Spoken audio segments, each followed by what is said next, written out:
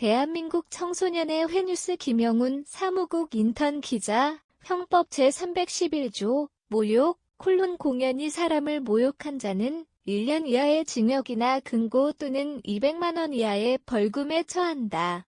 우리 사회는 타인의 인격이관에 발생시킨 피해에 대해서 다소 엄벌주의를 취하고 있다. 예컨대 우리나라가 사실적시 명예훼손을 처벌하는 국가라는 사실이 이를 방증한다.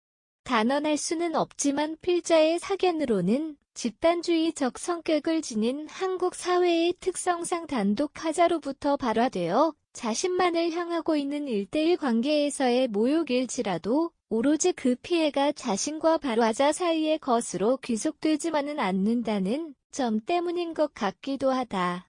이처럼 모욕죄에 대해 처벌하는 형법 제311조는 공연이라는 단어를 사용하여 1대1 관계에서의 청자가 느낄 개인적 모멸감, 모욕뿐만 아니라 그 조건으로 공연성을 갖출 것을 요구하고 있다.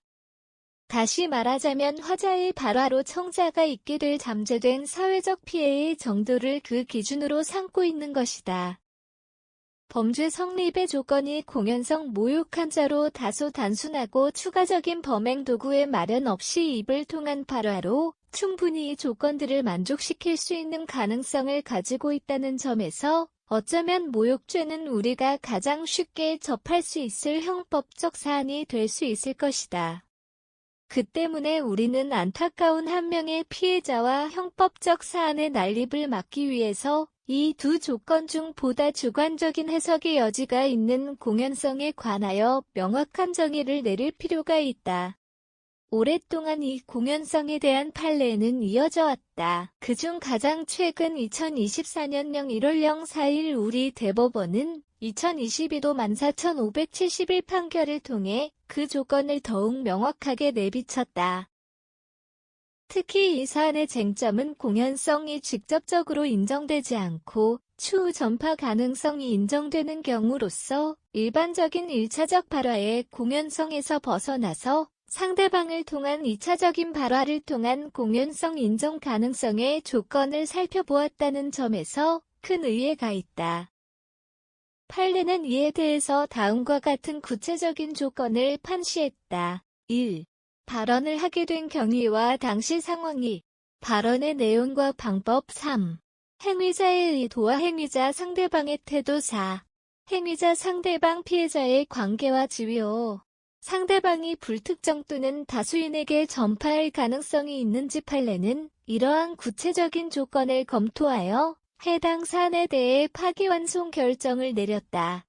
이 점을 감안하건대 필자의 생각으로는 대법원이 공연성에 관해 다소 까다로운 입장을 취하고 있다는 것을 비춰볼 수 있었다. 당연하게도 이런 구체적인 조건에 대한 부합 정도를 통해서 전파 가능성이 주요 쟁점인 사안에서 형법적 사안의 난립을 막을 수는 있겠지만 다소 우려가 되는 부분도 없지는 않다. 특히 해당 조건들을 통해서 법원은 궁극적으로 하자에게 미필적 고의가 있는지를 다루고자 하는 의도로 파악되는데 전파 가능성이 쟁점이 되는 사안에서의 모욕은 피해자가 없는 상황에서 그 전달이 이뤄지는 것이 대다수인 만큼 입증 책임이 있는 검사가 이를 입증하기가 절대 쉽지는 않을 것으로 예상된다.